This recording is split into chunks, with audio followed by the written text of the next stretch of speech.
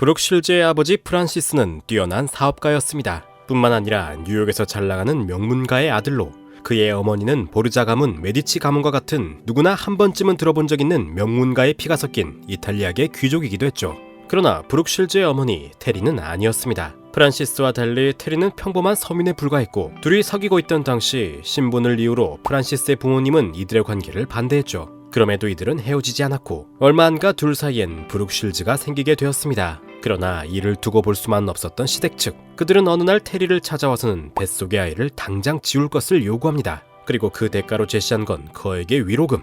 하지만 테리는 그럴 생각이 없었죠. 시댁 측의 강요에도 테리는 끝까지 뱃속의 아기를 지우지 않았고 그렇게 축복 속에서 태어나야 할 아기는 1965년 환대받지 못하는 분위기 속에서 세상 밖으로 나오게 됩니다. 브룩 실즈가 태어난 후 부모님의 사이는 멀어져만 갔습니다. 시댁의 영향 탓인지 아버지 프란시스는 테리와 브룩 실즈를 거들떠보지도 않았고 급기야 생활비도 보태지 않는 등 프란시스는 브룩 실즈 모자를 외면하기 시작했습니다. 결국 이를 참지 못한 브룩 실즈의 어머니 테리. 하는 수 없이 테리는 시댁 친척들이 그토록 바라던 프란시스와의 이혼 절차를 밟을 수밖에 없었습니다. 이혼 후 그들의 삶은 순탄치 않았습니다. 테리는 어릴 적부터 배우를 꿈꿨으나 번번이 오디션에 탈락하는 등 실력이 없었고 마땅한 직업도 없었기에 그들은 힘든 세월을 보내야 했죠. 하지만 그런 가난 속에서도 눈에 띄는 것이 하나 있었는데 바로 브룩 실즈의 외모였습니다. 당시 브룩 실즈는 다른 아기들 사이에서도 돋보일 만큼 뛰어난 미모를 자랑했고 덕분에 그녀는 태어난 지 불과 11개월 만에 TV 광고를 찍게 됩니다. 그녀가 찍은 광고는 바로 비누 브랜드 아이보리. 지금까지도 세계 곳곳으로 팔려나가는 유명 비누 브랜드 아이보리 광고가 그녀의 첫 데뷔작인 것이죠. 가난했던 브룩 실즈 모자에게 광고 출연료는 가뭄의 단비나 마찬가지였습니다. 이때부터였을까요? 테리는 브룩 실즈에게 배우로서의 가능성을 보았고 어려운 형편에도 브룩 실즈를 무용학원에 보내게 됩니다. 비록 본인은 배우가 되는데 실패했지만 딸만큼은 배우로 성공해 자신과 다른 삶을 살길 원했던 것이죠. 이후 브룩 실즈의 인생은 철저히 테리의 관리하에 들어가게 됩니다. 테리는 늘 브룩 실즈 주위에 머무르면서 그녀의 일거수일투족을 감시했습니다. 무엇을 먹고 무엇을 입는지조차 모두 테리의 허락을 맡아야만 했죠. 뿐만 아니라 브룩 실즈는 테리가 하라는 일이라면 뭐든 해야 했는데요. 브룩 실즈가 10살이었던 1975년 그녀는 화보집을 찍게 됩니다. 이미 아기 때부터 돋보이는 외모를 자랑하던 브룩 실즈. 이 어여쁜 미모는 시간이 지나면도 전혀 변함이 없었고 이를 가만히 두지 않았던 많은 잡지사 관계자들이 테리를 찾았던 것이죠. 그렇게 브룩 실즈는 테리의 바람대로 화보집을 촬영하는데 이것이 모든 불행의 씨앗이 되고 맙니다. 당시 화보를 촬영했던 잡지사는 다름 아닌 플레이보이. 미국의 엔터테인먼트 잡지사이자 성인용 잡지를 제작하던 플레이보이가 브룩 실즈의 화보를 촬영하던 것이었죠. 당시 브룩 실즈의 사진이 실릴 잡지는 슈가 앤 스파이스. 다행히 슈가 앤 스파이스는 성인 잡지가 아닌 아름다운 여성의 사진을 싣는 평범한 잡지였는데요. 하지만 이는 속임수에 불과했습니다. 실제로 브룩 실즈는 그 나이대에 도저히 용납할 수 없는 옷차림과 구도, 연출이 동반된 말도 안 되는 촬영을 하게 된 것이죠. 후에 이 사진은 큰 논란을 낳게 되었고 브룩 실즈의 어머니 테리마저 이 일을 후회하며 촬영 기사를 상대로 소송까지 벌이게 됩니다. 그렇게 한바탕 소동이 있었던 후 브룩 실즈는 한 영화에 출연하게 됩니다. 그것도 무려 주인공으로 말이죠. 아직 제대로 된 연기 경험이 없는 브룩 실즈였지만 영화 관계자들이 눈여겨본 건 다름 아닌 그녀의 외모였습니다. 영화를 찍을 당시 12살이었던 브룩 실즈는 이때도 마찬가지로 뛰어난 미모로 유명했고 같은 또래의 소녀에게서는 볼 수 없었던 성숙한 분위기도 갖고 있었죠. 하지만 그 탓에 그녀는 다시 한번 말도 안 되는 상황에 부딪히고 맙니다. 당시 그녀가 맡은 주인공 역할이 큰 논란에 휩싸였던 것이죠. 극중 주인공 바이올렛은 홍등가에서 나고 자란 아이로 12살이란 어린 나이에 남성에게 시집을 가게 되는데요. 아직 성인도 되지 않은 소녀가 남성에게 시집을 간다는 내용도 문제였지만 진짜 문제는 따로 있었으니 바로 브룩 실즈가 대역 없이 남성과 진한 스킨십 촬영을 해야 한다는 것이었죠. 이에 당연히 브룩 실즈는 거절했고 다른 배역의 배우들마저 대역을 쓰자는 의견을 제시했습니다.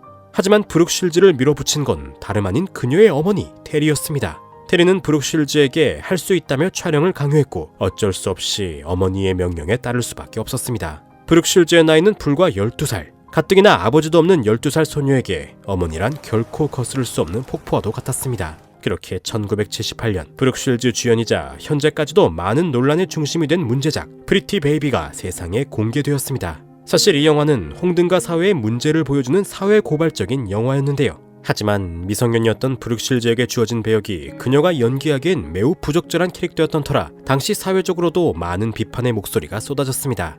훗날 브룩실즈는 2023년 동명의 제목으로 자신의 다큐멘터리를 공개했는데 그녀는 그때를 떠올리며 이렇게 말했죠. 그때 유일하게 날 지켜줄 수 있는 건 어머니뿐이었다. 그런 어머니는 날 지켜주지 않았고 그저 원망스러울 따름이다. 하지만 불행 중 다행인 것은 그래도 이 영화 덕분에 브룩실즈라는 이름이 많은 사람에게 기억되었다는 점입니다. 그녀는 프리티 베이비에서 꽤 안정적인 연기력을 선보이며 다른 헐리우드 감독들의 눈에 들게 되었는데 바로 다음 해인 1979년 영화 틸트에 출연합니다. 프리티 베이비와는 달리 이번에는 제 나이에 맞는 개구쟁이 소녀 역할을 맡게 되었죠. 하지만 영화 자체는 큰 호응을 얻지 못하고 브룩실즈의 연기 또한 평범한 수준에 그치고 말았는데요. 그러나 이런 그녀의 활동들 덕분인지 브룩실즈의 뛰어난 미모는 더욱 그 유명세를 탔고 14세라는 나이에 그녀는 세계적인 패션 잡지 보그의 표지 모델로 발탁되기에 이릅니다. 당시 보그 표지는 로렌 휴튼, 신디 크로포드와 같은 세계적인 슈퍼모델만이 차지할 수 있을 정도로 아무나 찍을 수 없는 것이 특징이었는데요. 브룩실즈는 한 번도 아닌 무려 13번이나 보그 표지를 장식할 정도로 모델면으로도 뛰어난 모습을 보여주었죠. 우리나라에선 2022년 오징어 게임으로 유명한 모델이자 배우 정호연이 아시아인 최초로 미국 보그 표지를 장식해 큰 화제가 되었습니다. 그리고 보그 표지를 찍은 지 얼마 안 있어 브룩실즈는 한 의류회사로부터 다시 한번 모델 제의를 받습니다. 그 회사는 바로 켈빈 클라인. 지금에서야 트레이드마크인 청바지와 함께 향수, 속옷 등 다양한 분야로 진출한 세계적인 의류 브랜드가 브룩실즈에게 모델 제의를 한 것이었습니다. 한참 라이징 스타로 거듭나고 있던 브룩실즈에겐 아주 좋은 기회였죠. 이에 브룩실즈의 어머니 테리는 곧바로 그들의 제의를 승낙. 브룩실즈는 켈빈 클라인의 청바지를 입고 다양한 포즈를 취하며 촬영에 임합니다. 그리고 그 결과는 대성공. 켈빈 클라인에서 제작한 청바지는 마치 모델과 같이 쭉 뻗은 다리와 큰 키를 자랑하던 브룩실즈에게 너무나도 잘 어울렸고 또한 이미 몇 번의 모델 촬영 경험이 있던 브룩실즈는 능숙하게 포즈를 취하며 보는 이들을 단번에 사로잡았죠. 그러나 사실 대중을 사로잡은 건 그녀의 포즈가 아니었습니다. 진짜 대중들을 사로잡은 건 그녀가 입 밖으로 꺼낸 한 대사. You want to know what comes between me and my Calvins? Nothing. 매우 선정적인 의미를 지닌 이 대사는 켈빈 클라인 측이 넣은 의도적인 장치였던 것입니다. 지금은 청바지로 굉장히 유명한 켈빈 클라인이지만 당시엔 처음으로 공개하는 신제품이나 다름없었기에 이들에겐 공격적인 마케팅이 필요했습니다. 그리고 선택한 전략이 바로 노이즈 마케팅. 큰 논란을 일으켜 되도록 많은 이들에게 상품을 노출시키는 것이었죠. 또한 이들이 브룩실즈를 선택한 이유도 간단했습니다. 이미 슈가 스파이스 화보와 프리티 베이비로 논란의 중심에 섰었던 브룩실즈. 그런 그녀를 섭외해 다시 한번 논란의 불씨를 재점화시킨 것이었죠. 그렇게 그들의 작전은 보기 좋게 먹혀들었고 켈빈 클라인의 청바지는 단숨에 인기 상품으로 불티나게 팔리게 되었습니다. 하지만 그렇다고 해서 대중들의 질타는 피할 수 없었습니다. 당시 15세에 불과했던 브룩실즈의 나이가 문제가 되면서 많은 비난의 목소리가 쏟아지고 말았죠. 문제는 이 비난의 화살이 브룩실즈에게도 쏟아졌다는 것입니다. 어린 나이에 그런 사진을 찍다니 부끄럽지도 않냐? 다 큰 성인도 아닌데 벌써부터 그런 말을 해. 영문도 모른 채 브룩실즈는 많은 이들의 질타를 견뎌야만 했습니다. 사실 그녀는 이 대사가 어떤 의미를 담고 있었는지 전혀 알지도 못했습니다. 겨우 15세 남짓한 소녀가 이해하기엔 난해한 문구였고 더욱이 평소 브룩실즈를 지켜봐주던 어머니 역시 촬영을 핑계로 현장에 들어올 수 없었죠. 무엇보다 그녀가 내뱉은 대사는 사전 고지도 없이 현장에서 즉흥적으로 만들어진 대사였습니다. 때문에 그녀는 인터뷰나 토크쇼처럼 기회가 있을 때마다 청바지 광고에 대한 해명을 할 수밖에 없었습니다.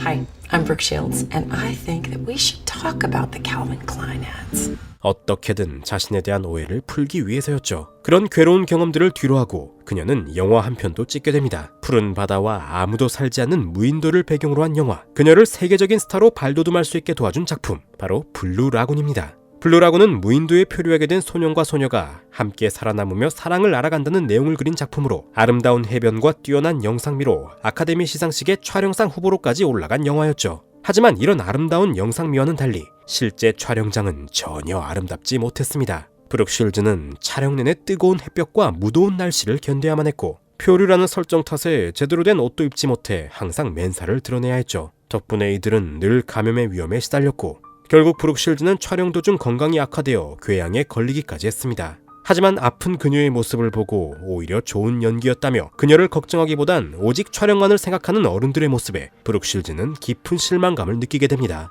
그렇게 고생 끝에 제작된 블루라군은 제작비 450만 달러로 미국에서만 5,800만 달러를 벌어들이며 흥행에 성공하죠. 이 영화가 이토록 흥행할 수 있었던 이유는 간단했습니다. 바로 배우들의 노출 때문이었죠.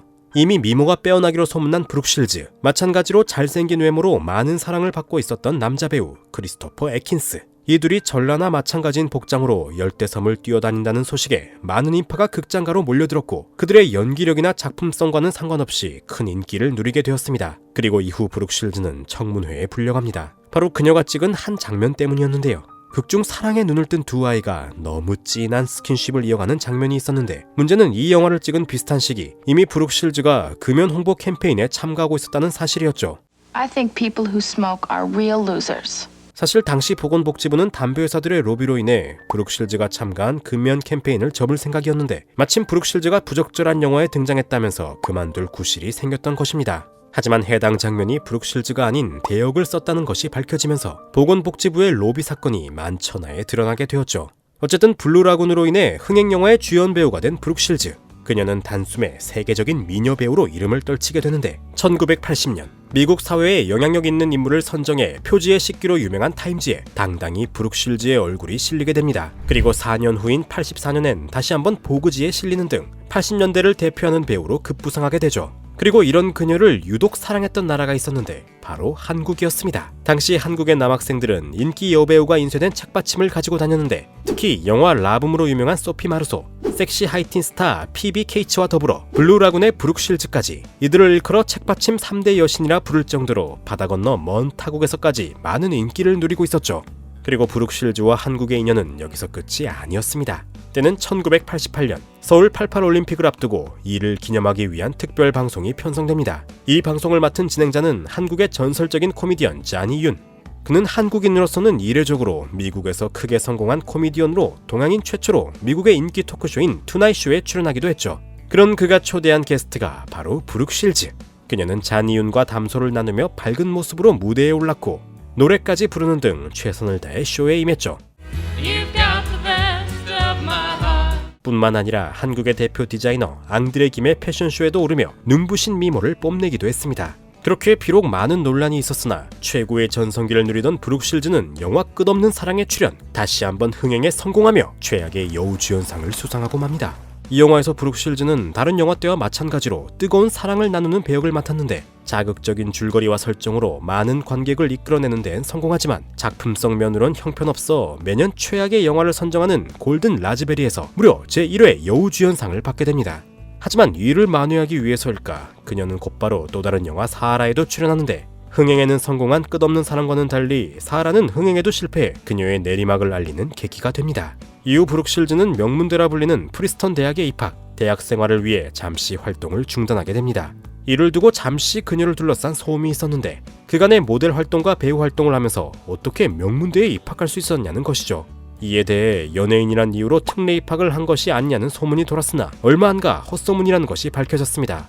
당시 브룩 실즈는 명석한 두뇌로 유명해 이미 원하는 대학 어디든 갈 수 있을 정도로 뛰어난 성적을 자랑했습니다. 그 증거로 그녀는 졸업할 때까지 우등생을 놓치지 않았으며 1987년 우등 학위를 받으며 졸업까지 성공하죠. 이 시기는 그녀에게 큰 위안이 되던 때이기도 합니다. 드디어 극성이던 어머니의 품속을 벗어날 수 있었기 때문이죠. 실제로 그녀는 이때 자유로이 친구들을 사귀었는데 그중 한 명이 팝의 황제라 불리던 마이클 잭슨이었습니다. 마이클 잭슨과 브룩 실즈는 사귄다는 소문이 돌 정도로 매우 가까운 사이였는데 둘 다 어린 시절부터 부모님에 대한 안 좋은 기억을 가지고 있었다는 점과 이른 나이에 데뷔해 일찍이 전성기를 맞이했다는 공통점을 가지고 있어 금방 친해질 수 있었죠. 특히나 마이클 잭슨은 이미 그녀를 만날 당시 열렬한 팬이었는데 스스로 자신의 방에 브룩 실즈의 포스터가 덕지덕지 붙여져 있다고 고백할 정도였죠. 그들은 시간이 될 때면 자주 만나 이야기를 나누었습니다. 극성인 부모님의 성공을 위한 압박감, 어린 나이에 견뎌야 하는 대중들의 날선 비평, 누구에게도 말하기 쉽지 않았던 고충을 털어놓으며 그들은 서로에게 위로가 되었습니다. 후에 마이클 잭슨이 사망하고 그의 연결식 무대에 오른 브룩 실즈는 이렇게 말했습니다. Both of us needed to be adults very early. But when we were together, we were two little kids having fun. 그렇게 마이클 잭슨과 각별한 우정을 갖고 있었던 브룩 실즈는 어느 날 한 남성에게 연극 동아리에 들어올 것을 제안받습니다. 그 남성은 바로 제임스 스튜어트. 명실상부 미국의 국민 배우이자 제2차 세계대전 당시 직접 전장에서 전투기를 조종하는 등 수많은 활동으로 미국 내에서 가장 존경받는 인물 중 한 명으로 손꼽히는 인물이었죠. 브룩 실즈는 그의 조언에 따라 연극 동아리 트라이앵글 클럽에 가입. 활동을 멈춘 이후에도 자신의 연기력을 키우는데 게을리하지 않았습니다. 그리고 시간은 흘러 1987년 대학을 졸업한 브룩 실즈는 활동을 재개합니다. 하지만 이미 몇 년 동안이나 공백기를 가지고 있었던 터라 그녀에게 들려오는 배역 문의는 너무나도 많았습니다. 정말로 그간 활동을 멈추고 있었던 건지 의심이 갈 정도로 브룩 실즈에겐 많은 캐스팅 소식이 들려왔죠. 그렇게 바로 영화를 찍게 된 브룩 실즈. 그녀는 영화 캐논볼 3에 출연하며 자신의 복귀를 알렸고 바로 이어서 당시 그녀의 팬이었던 사우디 왕족이 투자한 영화 브렌다 스타에 출연하게 됩니다. 하지만 두 영화 모두 흥행에 실패. 특히 브렌다 스타는 그녀의 연기력에 의심이 들 정도로 참혹한 작품성을 보이며 완전히 망하고 말았습니다. 그럼에도 그녀에겐 상당한 러브콜이 걸려옵니다. 부진한 성적을 이어오는 도중에도 배역 제의가 들어왔는데 문제는 배역 대부분이 선정적인 역할들 뿐이었다는 것이죠. 이젠 대학까지 나온 성인이 되었으니 문제될 건 없었으나 이미 어린 시절부터 시달릴 대로 시달려온 그녀로선 다시는 맡고 싶지 않은 배역들이었습니다. 그녀는 이러한 역할들을 모조리 거절하며 선정적인 모습으로 그려지는 자신의 이미지를 바꾸기 위해 애쓰기 시작합니다.